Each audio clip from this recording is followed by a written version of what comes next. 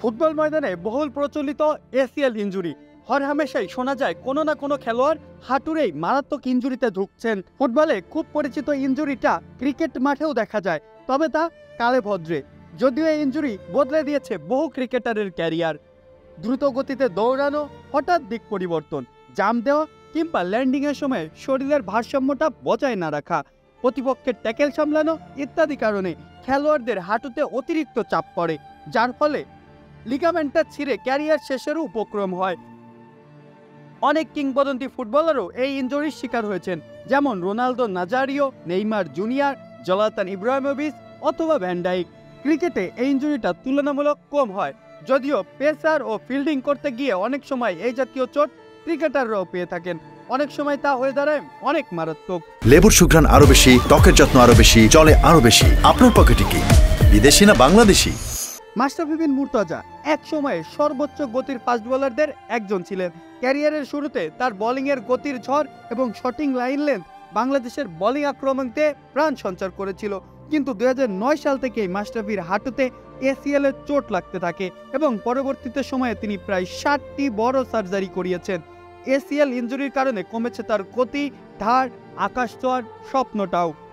Kane Williamson New Zealand cricket দলের অধিনায়ক কেন উইলিয়ামসনও 2023 সালের শুরুতে হাঁটুতে চোট পান। পরে তিনি অস্ত্রোপচার অবশ্য করান এবং সেই ধাক্কা কাটিয়ে উঠতে দীর্ঘদিন রিহাবেও সময় দিতে হয়েছে তাকে। উইলিয়ামসন তার দলের জন্য অপরিহার্য খেলোয়াড় হয় এই ইনজুরি তার এবং নিউজিল্যান্ড দলের জন্য বেশ বড় ধাক্কা হয়ে দাঁড়ায়। দীর্ঘ পুনর্বাসন শেষে মাঠে তিনি হয়তোবা ফিরেছেন, তবে চোট থেকে পুরোপুরি সুস্থ হয়ে ফেরাটা এখনও বেশ চ্যালেঞ্জ তার জন্য। কাইরন পোলার্ডের কথাই যদি বলি, ওয়েস্ট ইন্ডিজের দাপুটে অলরাউন্ডার কিরণ পোলার্ডও এই ইনজুরির শিকার হন। পোলার্ডের ক্যারিয়ারের অনেক ওঠানামা ছিল, তবে তার হাঁটুর গুরুতর এসিএল ইনজুরির পর তাকে দীর্ঘ সময় মাঠের বাইরে থাকতে হয়। ইনজুরির কারণে পোলার্ডকে তার ব্যাটিং এবং বোলিং দক্ষতাও পুনরায় গঠন করতে হয়েছিল। ওয়েস্ট ইন্ডিজ ক্রিকেট দলের জন্য একজন গুরুত্বপূর্ণ ক্রিকেটার হিসেবে তার অনুপস্থিতি ছিল বেশ বড় ধাক্কা।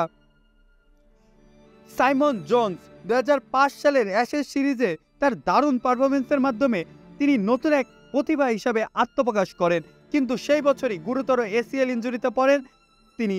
এরপরে ক্যারিয়ারটাও স্থবির হয়ে যায়। হাঁটুর সমস্যার কারণে একাধিক সার্জারি করতে হলেও জোন্স তা আগের ফর্মটি আর ফিরে পাননি, ফলে তার ক্যারিয়ার মাত্র 18 টেস্টেই শেষ হয়ে যায়। অস্ট্রেলিয়ার নাথান ব্র্যাকেনও হাঁটুর ইনজুরির কারণেই তার ক্যারিয়ারের সবচেয়ে গুরুত্বপূর্ণ সময়টা মাঠের বাইরে চলে যান। তিনি ছিলেন একজন দক্ষ পেস বোলার, যার ইনজুরি অস্ট্রেলিয়া দলের পরিকল্পনায় বিশাল প্রভাব ফেলেছিল। ইনজুরির কারণে তাকে 2009 সালের পর থেকে বিভিন্ন সিরিজে অনুপস্থিত থাকতে হয়েছিল। যদিও তিনি কিছু সময় পরে ফিরে আসেন, কিন্তু এসিএল ইনজুরির কারণে তার ক্যারিয়ারের সেরা সময়গুলোই হারিয়ে যায়। ব্র্যাকেনের ইনজুরি তাকে দীর্ঘ সময় ক্রিকেট থেকে দূরে রাখে এবং তার প্রতিভাকেও ক্ষতিগ্রস্ত করে। এবাদত হোসেন বাংলাদেশের তরুণ পেস বোলারদের অন্যতম এক মূল শিয়ানা কারিগর। ইনজুরির কারণে তাকেও 16 মাসের জন্য মাঠের বাইরে থাকতে হয় এবং তার বিশ্বকাপের প্রস্তুতিও ব্যাহত ঘটে। নিউজিল্যান্ড, ইন্ডিয়ার মতো দলের বিপক্ষে লাল বলে আগুন ধরানো এবাদত কি আর আগের রূপে ফিরতে পারবে, সেটিও এখন বিশাল বড় প্রশ্ন। মাহফুজ আহমেদ, খেলা 71।